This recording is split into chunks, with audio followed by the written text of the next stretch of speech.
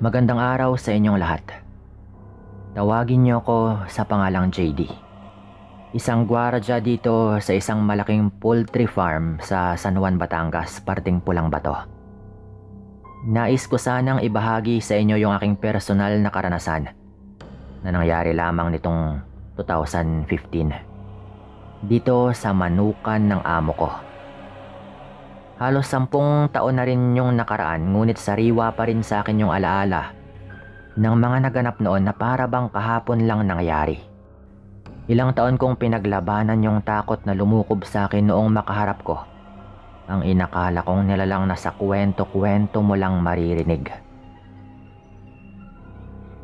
Taga Maynila po talaga ako, ngunit nang makilala ko nga yung asawa ko na isang Batanggenya at makapagpakasal kami, ay ninais na lang niyang doon na lang kami bumuo ng pamilya.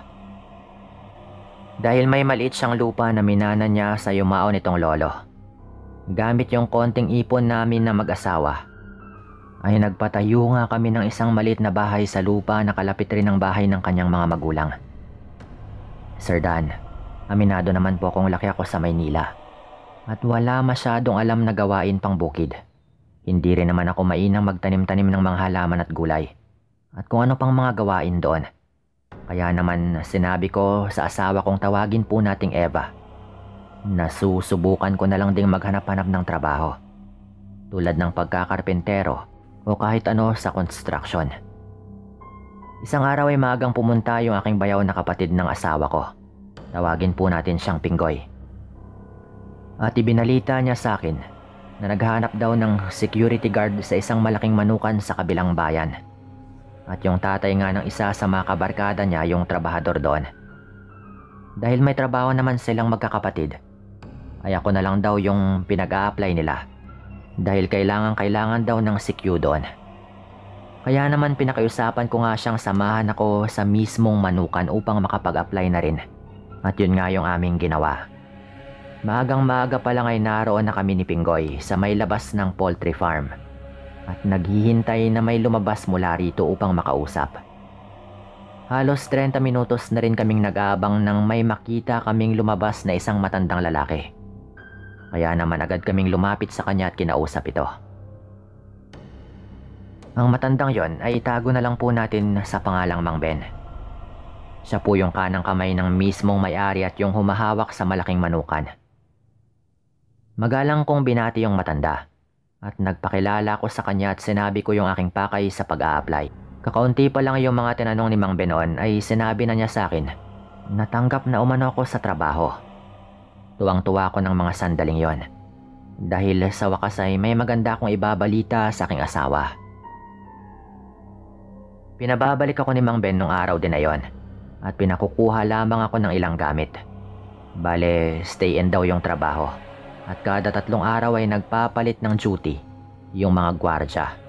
Kaya naman sa 2 araw pa ulit ako makakauwi ng bahay namin.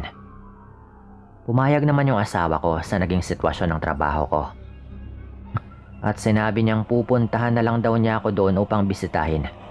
Total, isang bayan rin lang naman yung diferensya.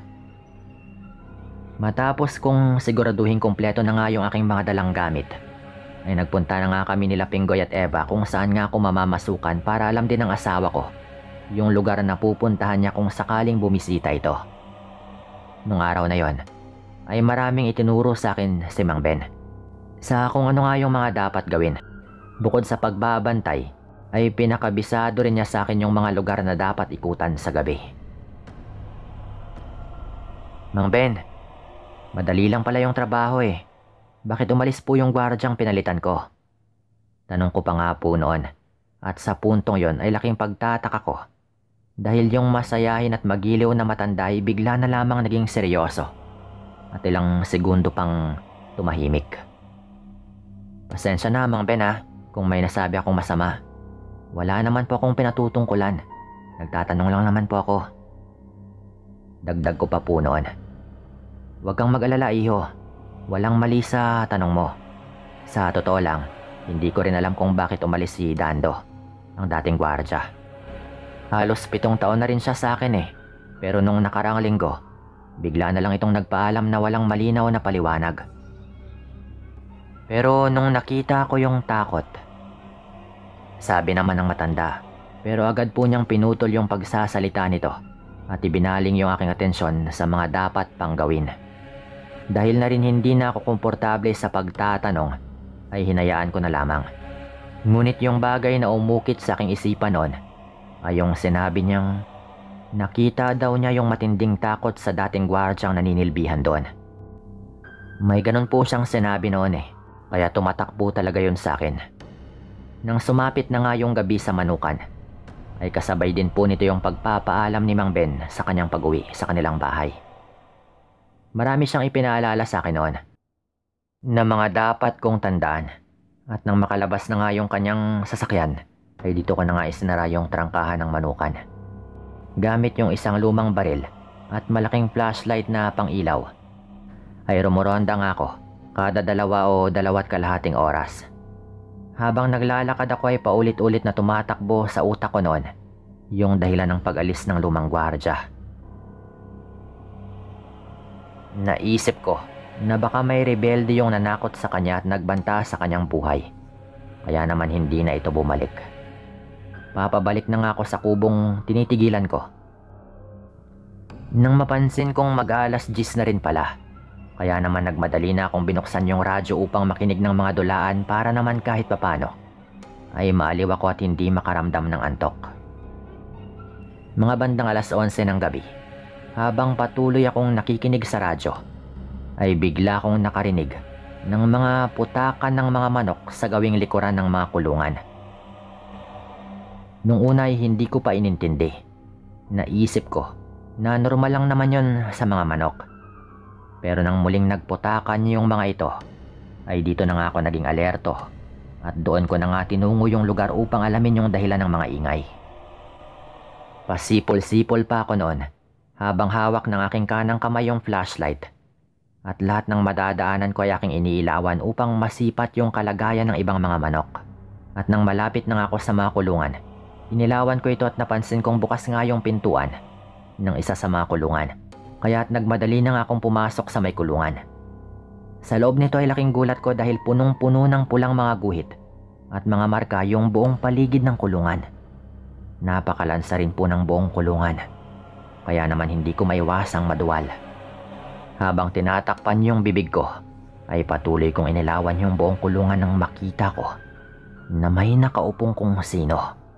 Napansin kong lalaki ito at kalbo. At wala itong damit pang ibabaw ngunit nakapantalo naman sa pang ibaba.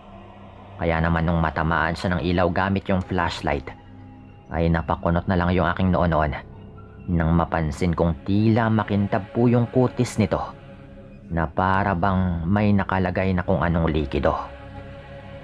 Kapansin-pansin din sa likuran ng lalaki yung malaki at kulay pulang marka na parang balat na pinakatandaan kong maigi. Sinubukan kong tawagin yung lalaki. Ngunit sa lahat ng mga yon ay wala man lang siyang itinugon na kahit na ano. Bagkus ay tila ba patuloy lamang ito sa kanyang ginagawa. Naglakad ako ng marahan upang sabihan yung lalaki. Ngunit naistatwa ko sa aking kinatatayuan noong dahan-dahan itong humarap. Sa puntong yon ay punong-puno ng malapot na dugo ang bunganga nito na tumutulo-tulo pa sa lupa habang hawak yung patay na manok sa kaliwang kamay nito.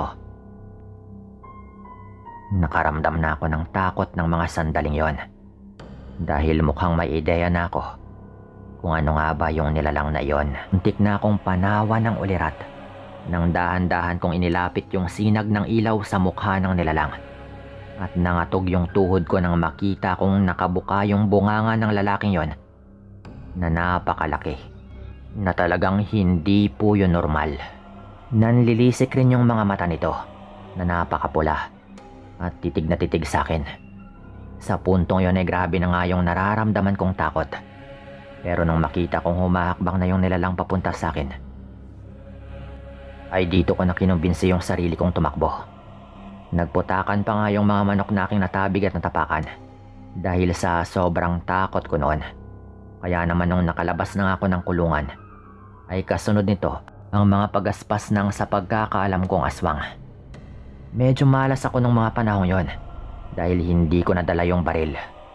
Payuko-yuko akong kumakapa dahil ramdam kong binabalak akong dagitin ng aswang na yon.